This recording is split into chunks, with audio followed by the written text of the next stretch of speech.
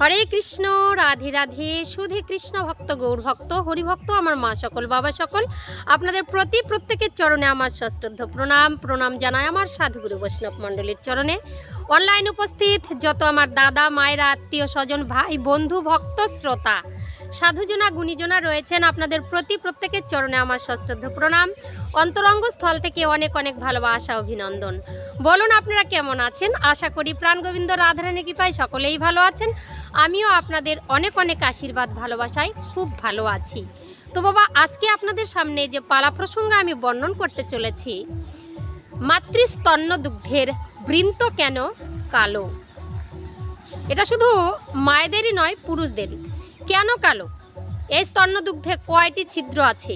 কোন ছিদ্র দিয়ে দুগ্ধ নির্গত হয় যে সন্তান সেবা করে পান করে শিশু বড় হয়?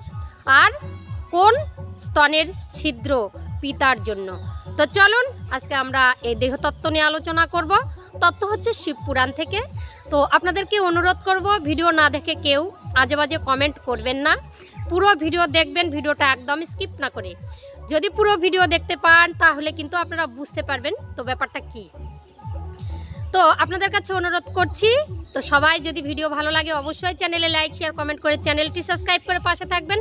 তার আগে বলতে চাই, যিনারা আগে থেকে আমার চ্যানেল সাবস্ক্রাইব করে আমার ছোট্ট বড় ভিডিওগুলো দেখছেন, আপনাদের প্রত্যেকের চরণে আমার সশ্রদ্ধ প্রণাম। অন্তরঙ্গ স্থল থেকে অনেক অনেক ভালোবাসা, অভিনন্দন। যিনারা আমার চ্যানেলে এসেছেন, এখনও পর্যন্ত চ্যানেল সাবস্ক্রাইব করেননি, আপনাদের কাছে অনুরোধ করব বন্ধুগণ, যদি ভিডিও ভালো লাগে অবশ্যই চ্যানেলে লাইক শেয়ার কমেন্ট করে চ্যানেলটি সাবস্ক্রাইব করে পাশে থাকবেন এরকম ভিডিও পেতে। তো চলুন আজকে আমরা ভিডিওতে প্রবেশ করি। ওম অখণ্ড মণ্ডলাকারং ব্যক্তং যেন চরাচরম তৎপদং দর্শিতং যেন তস্মৈ শ্রী গুরুবে নমঃ। ওম অজ্ঞানতিমিরান্ধাস্য জ্ঞানঞ্জন শোলকয়া চক্ষুরুন্মিলিতং যেন তস্মৈ শ্রী গুরুবে নমঃ। গুরু কৃপা হি কেবলম, গুরু কৃপা হি কেবলম, গুরু কৃপা হি কেবলম। জয় শ্রীকৃষ্ণ, রাধে রাধে। তো আজকের আলোচনার পাঠ হচ্ছে মাতৃস্তন্যদুগ্ধের বৃন্ত কেন কালো। তো চলুন।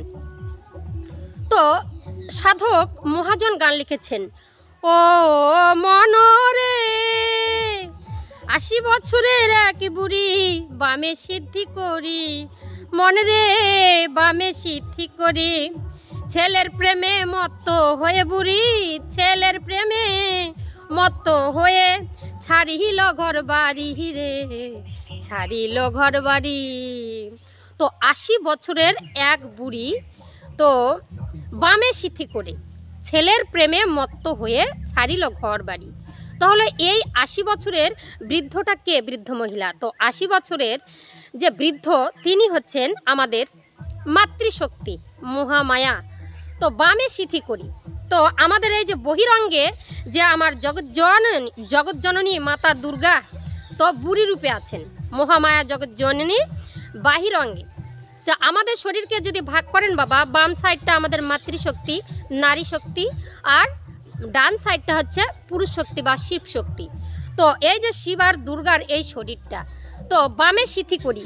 তো আজকালকার নারীদের বা কুমারী মেয়েরা দেখবেন বাম সাইডে সিদ্ধি করে, আর মেয়েদের তো আজকাল ফ্যাশন হয়েছে বাম সাইডে সিদ্ধি করে একটু হালকা সিঁদুর দিয়ে চুলটা দিয়ে ঢেকে দেয়। তো এটা হচ্ছে বামে সিদ্ধি করি। তো ইনি কেমন করে ছেলের প্রেমে মত্ত হয়েছিল? তো চলুন আমরা প্রসঙ্গে যাই।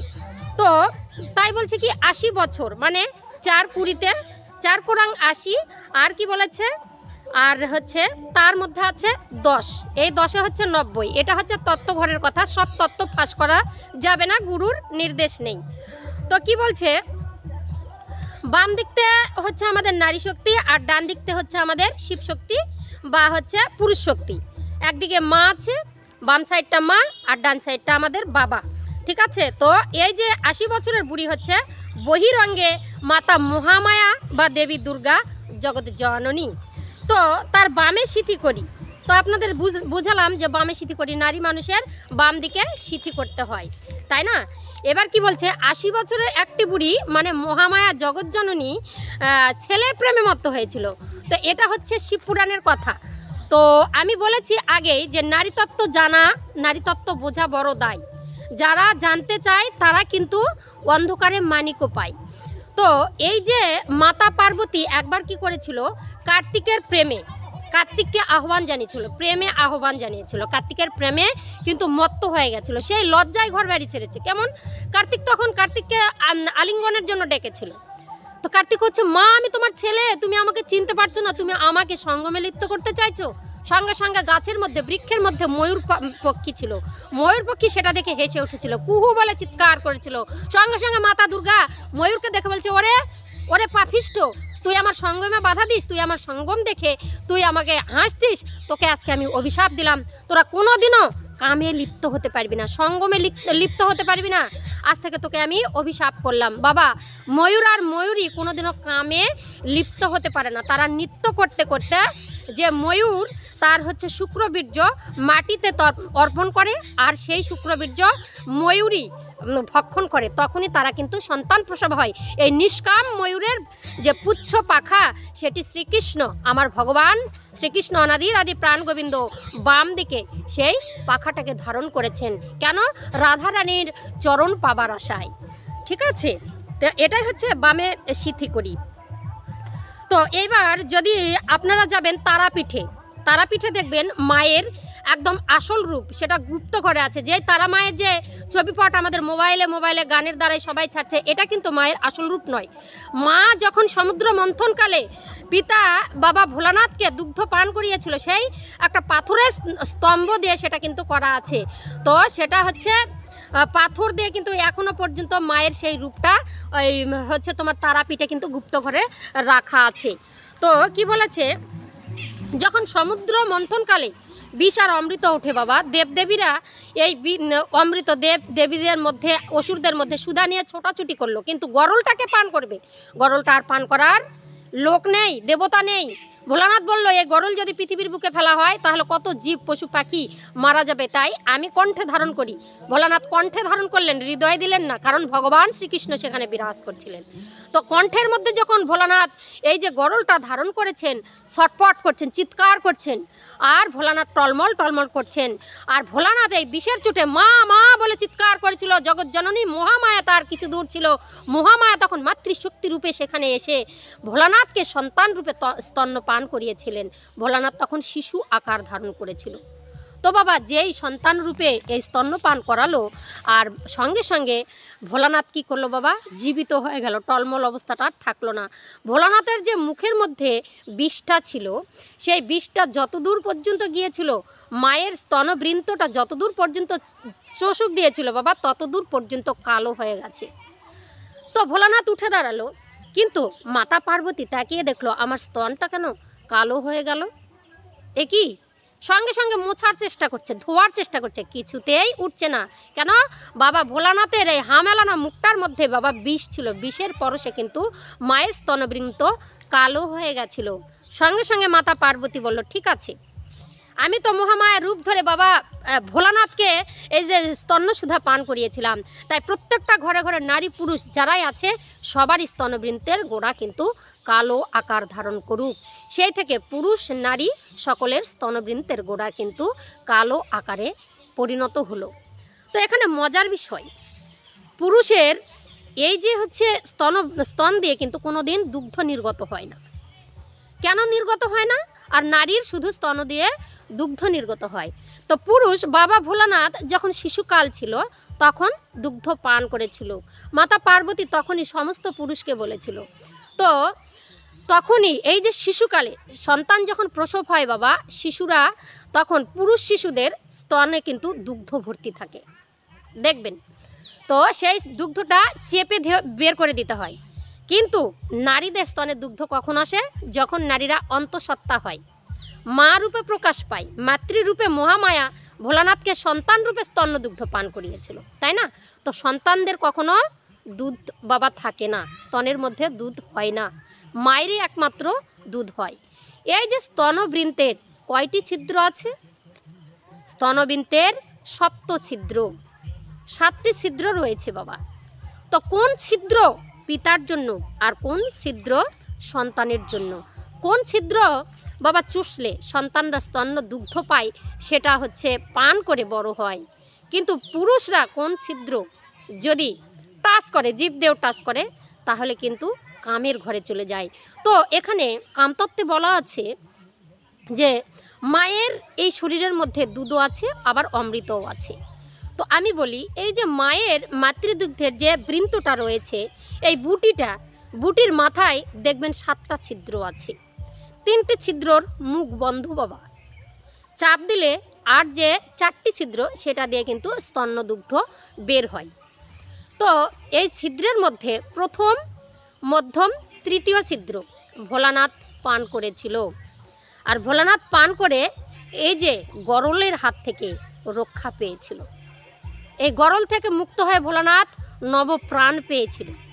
কিন্তু সেই দুগ্ধের ছিদ্র ধরে যদি সন্তান টানাটানি করে বাবা, কোনো দিন স্তন্যদুগ্ধ নির্গত হবে না। তো ওটা শুধু পুরুষের জন্যই।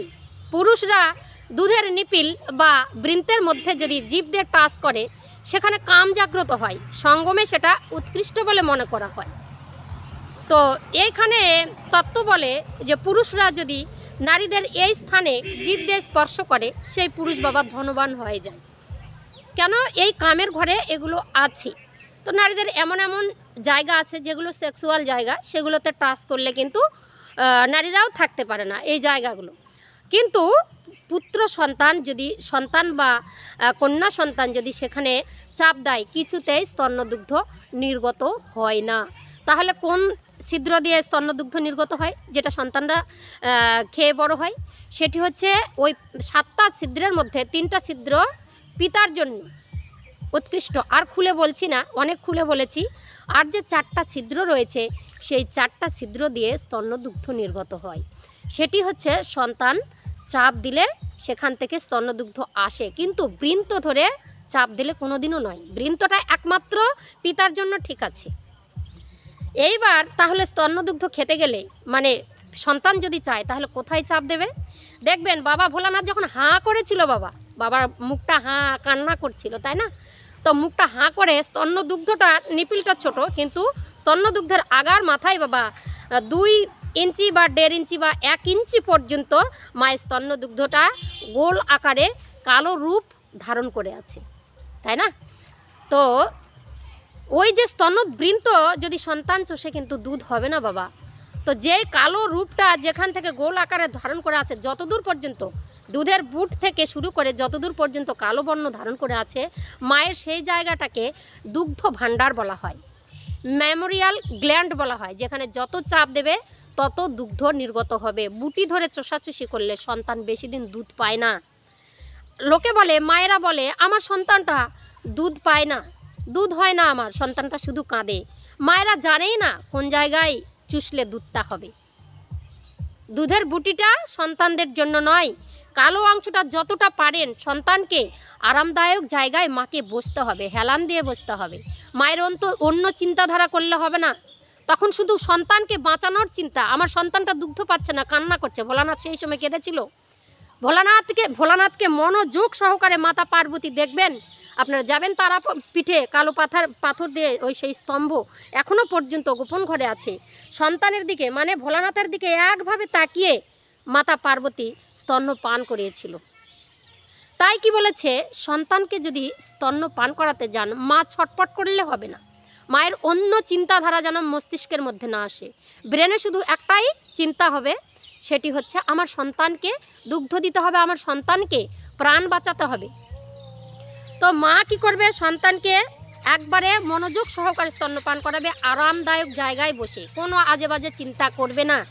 আর দুধের যতটা কালো অংশ আছে যতটা পারে সন্তানের মুখের মধ্যে পুরে দিবে। সন্তানের মুখটা থাকবে উল্টানো, আর শুধু গলাটা দেখবে সন্তান দুধ পাচ্ছে কিনা। যতটা ওই মেমোরিয়াল গ্ল্যান্ড বা কালো অংশের মধ্যে চাপ দেবে, ততটা দুগ্ধ বাবার নির্গত হবে, সন্তানের পেট ভরবে যতদিন চাইবে। 6 মাস আমরা শিশু সন্তানকে দুগ্ধ পান করাতে বলি, বাইরের খাওয়া নিষেধ। তাহলে ওই 6 মাস শিশু পেট ভরে কিন্তু দুগ্ধ পান করে বেঁচে থাকতে পারবে। তো এই সন্তান যদি এইরকমভাবে নিয়মিতভাবে দুগ্ধ পান করানো যায়, তাহলে কিন্তু সন্তানের পেটও ভরবে, সন্তান শক্তিশালী হবে, বীর্যবান হবে। তো মাতৃদুগ্ধ সব থেকে সন্তানের জন্য উৎকৃষ্ট খাবার। এর জন্য ছোটাছুটি করতে হয় না মাকে। কেন? মাতা পার্বতীর এখানে আশীর্বাদ রয়েছে। আমার মতো সবারই, এই পৃথিবীতে যত নরনারী আছে সবারই স্তনের বৃন্ত কালো হয়ে যায়। আমি যেমন ভোলানাথকে বাঁচিয়েছি স্তন্য পান করিয়ে, আমার বিশ্ব জগতের যত মাতৃশক্তি আছে, মা আছে, সবাই সন্তান রূপে সন্তানকে জন্ম দেবে, তারাও স্তন্যদুগ্ধ পান করিয়ে বাঁচাবে।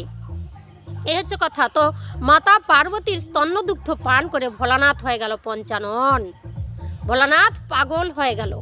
আর মা মা বলে ডেকেছিল জন্য বিশ্ব ব্রহ্মাণ্ডে সবাই নারীকে মা রূপে, মাতৃরূপে, মাতৃশক্তি রূপে পরিচয় দেয়। তো আমি বলেছিলাম নারী তত্ত্ব জানতে হবে। নারীর যদি তত্ত্ব না জেনে মাঠে নামেন তবেই সর্বনাশ। তো মায়ের মধ্যে অনেক কিছু আছে। এই মাই দুর্গা, লক্ষ্মী, কালী, সরস্বতী, এটাই হচ্ছে দশভুজা। তো এর মধ্যে সব কিছু আছে। নারীর মধ্যেই যত রহস্য। নারীকে সৃষ্টি করতে ব্রহ্মার লেগে গেল 7 দিন, পুরুষকে সৃষ্টি করতে মাত্র 24 ঘন্টা। তাহলে দেখুন নারীর মধ্যেই কত কিছু আছে। এখানেই অমৃত আছে, এখানেই সুধা আছে।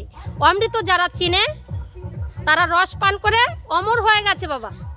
আর যারা বিষ পান করেছে তারা নরকে গমন করেছে, তারা বারবার মরতে এসেছে। এই মাতৃদুগ্ধের কোথায় চাপ দেবেন, কোথায় দেবেন না, পুরুষরা কি করবে, নারীরা কিভাবে তাকে লিপ্ত করবে, সেটা কিন্তু নারীর কাছেই সব কিছু আছে। নারীরা যদি ভেঙে বলে তাহলে পুরুষরা জানবে, নচেত কিন্তু কারো বাবার দম নেই, জানতেও পারবে না। তাই তো বলেছে কি দেখিলাম মরা নদীর চরে। তো বলছে সাপের মাথায় ব্যাঙের নৃত্য, ময়ূর কেন নাচে রে, ময়ূর কেন নাচে। তো সর্পটা হচ্ছে মা, আর ব্যাঙটা হচ্ছে পিতা, আর কামরূপী ময়ূর বাবা সেখানে নৃত্য করে। তার জন্য প্রত্যেকটা সন্তান আমরা পৃথিবীর মধ্যে এসেছি। তো কি বলছে, চোর গেল চুরি করতে, মালিক পড়ল ধরা, আর বিচার কোর্টে বিচার দিলাম, হাকিম 3 জন মরা। তো আমাদের এই যে ব্রহ্ম, শুক্র, বীর্য, এগুলো ধরা পড়ে গেছে কোথায়, মাতৃ জঠরে। তো এখানে চোর হলো কে, চোর হলো পিতা।